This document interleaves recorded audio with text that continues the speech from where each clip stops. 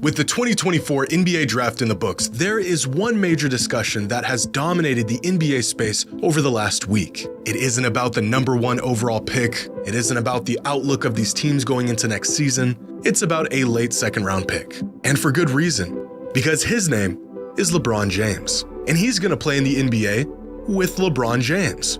It's a weird and unprecedented circumstance that the NBA has never encountered before. A player who many fans consider to be the greatest of all time playing in the NBA with his own son. A story so strange, you'd think the NBA scriptwriters outsourced their work to ChatGPT, picked the most batshit result, and called it a day. But after 2 years of speculation, we now know with certainty that Bronny James will be an NBA player. And right on cue, the criticism of his merits and value as a future player in the NBA have already came pouring in. Scouts and GMs claiming Bronny as a prospect isn't even worth using a late second round pick on, and that the real value lies in his last name and the leverage it comes with. But how valuable is a second round pick, really? And is Bronny a legitimate NBA player, or is he only in conversation solely because of who his dad is?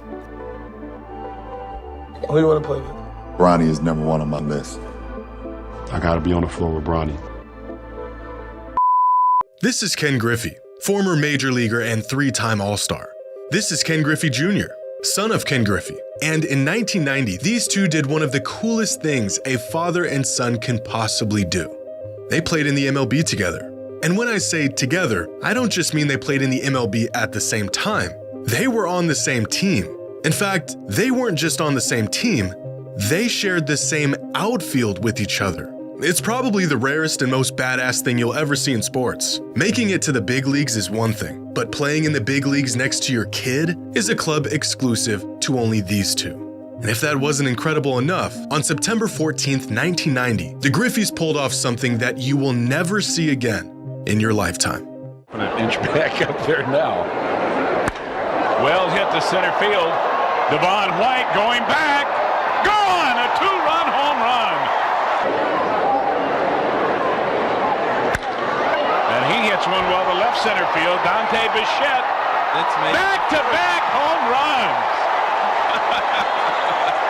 What else can these guys do? The Griffeys were great, and they were the first and only father-son duo in the history of Major League Baseball. But they weren't the first father-son duo in professional sports. This is Gordie Howe, one of the greatest players to ever touch the ice. He won 4 Stanley Cups, 6 MVPs, held the NHL record for total career points at the time of his retirement, and is a member of the NHL's 100th anniversary team. Gordie had an incredible pro career as a hockey player, and yet out of all of his accomplishments, the coolest thing he ever did was this.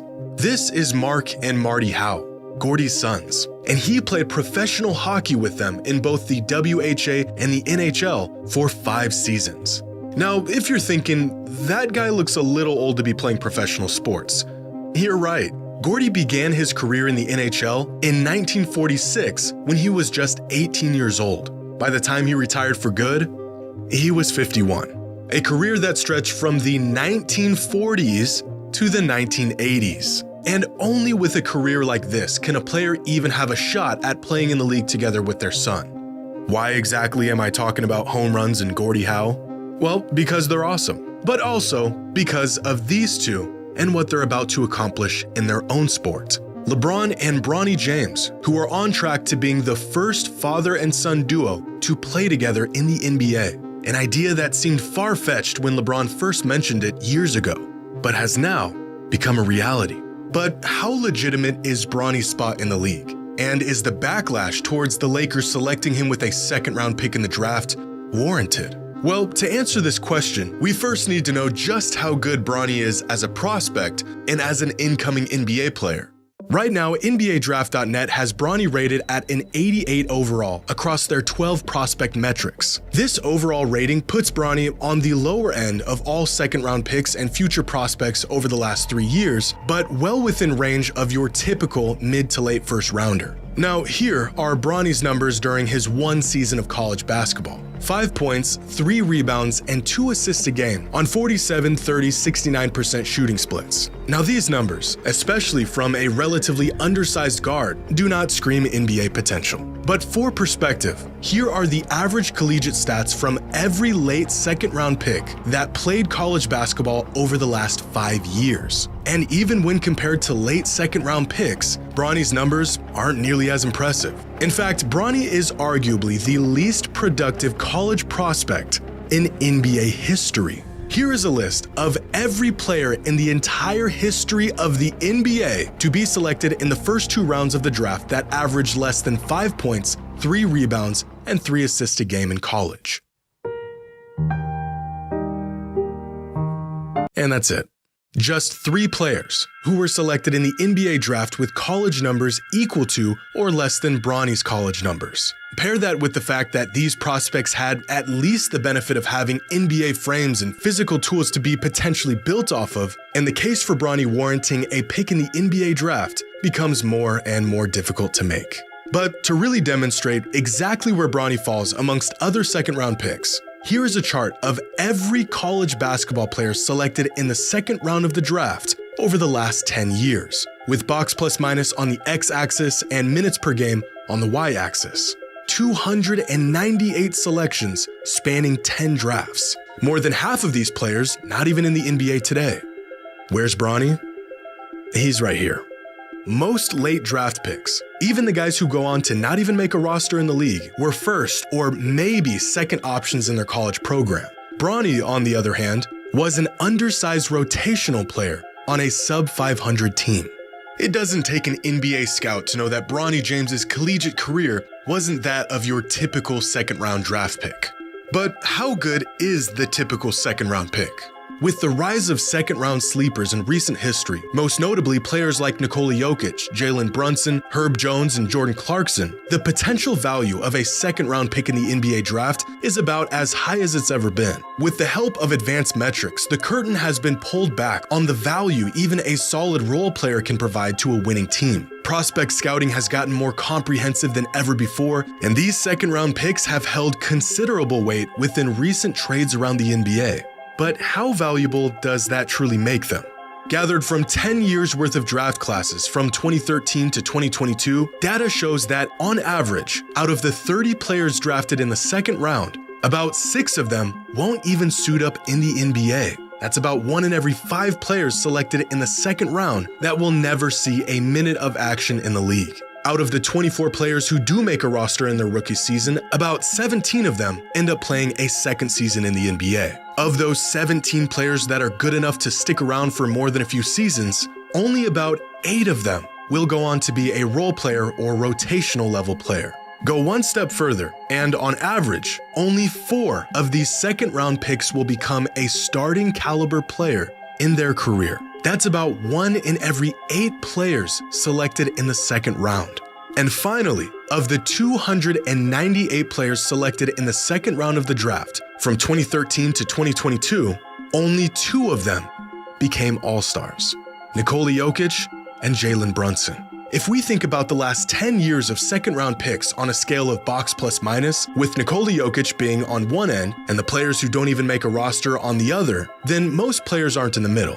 In fact, they're not even close. Most second-round picks fall way down here, somewhere in between what Basketball Reference would classify as an end-of-the-bench player and out of the league. When considering how to use a second-round pick, the idea of drafting a guy who ends up being a real contributing player, a starter, or even a future MVP, the perceived opportunity cost can tend to outweigh the actual value of the pick. Drafting a player of this caliber in the second round is like finding a diamond in the rough. But giving away a pick or a potential player that ends up being of this caliber would be a mistake that no front office wants to live with. But that doesn't change the fact that the vast majority of the time, these second-round picks in the NBA draft go on to be these end-of-the-bench level players. Just out of curiosity, does anyone know who the last few 55th overall picks in the draft were and how their careers are turning out? Last year's 55th overall pick has played one game in the NBA. The one before that has played 23 games in 2 seasons. The 55th pick in 2021, Aaron Wiggins, is actually having himself a solid career so far, but the one before him is out of the league. The one before that one is also out of the league. He's also out of the league, out of the league, out of the league, was never in the league, out of the league, and out of the league. As a late second rounder, if Bronny can contribute on any level in the NBA, he has already exceeded his draft value. And that's really the proposition in all of this. It would be incredible if Bronny developed into a Davion Mitchell or Aaron Holiday caliber player. But the reality is if Bronny can provide any net positive value to his team, then selecting him in the draft will have been a great pick. There has never been a player projected to go this late in the draft with any expectations on what they should or will do in the league. These late draft picks have historically been reserved for players who might have been overlooked, players who maybe underperformed their potential at the collegiate level, players who organizations are willing to roll the dice on because there's virtually no opportunity costs associated with late second round picks. It's all upside at this point in the draft. If they don't work out, well, that's typical. If they do work out, well, then they've beaten the odds. And the very large point being overlooked in all of this talk about potential and value to the team and X's and O's, LeBron James has the opportunity to play basketball with his kid in the NBA.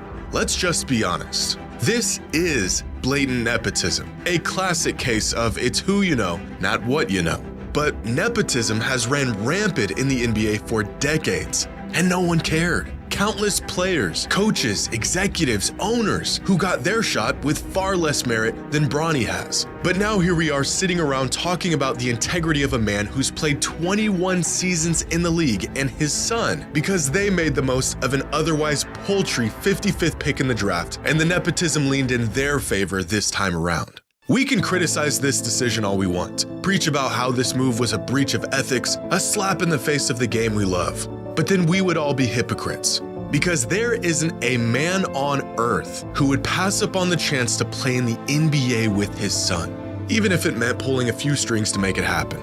As much as Bronny benefits from sharing the same last name as arguably the best basketball player of all time, that tag has also came with equal scrutiny. We have never seen a late second round pick get discussed and limelighted like we've seen with Bronny. But we've also never seen a late second round flyer get completely dissected and criticized like this. LeBron and Bronny have a chance to do something that has never been done in the history of the NBA. And that is worth more than any late second round pick will ever be.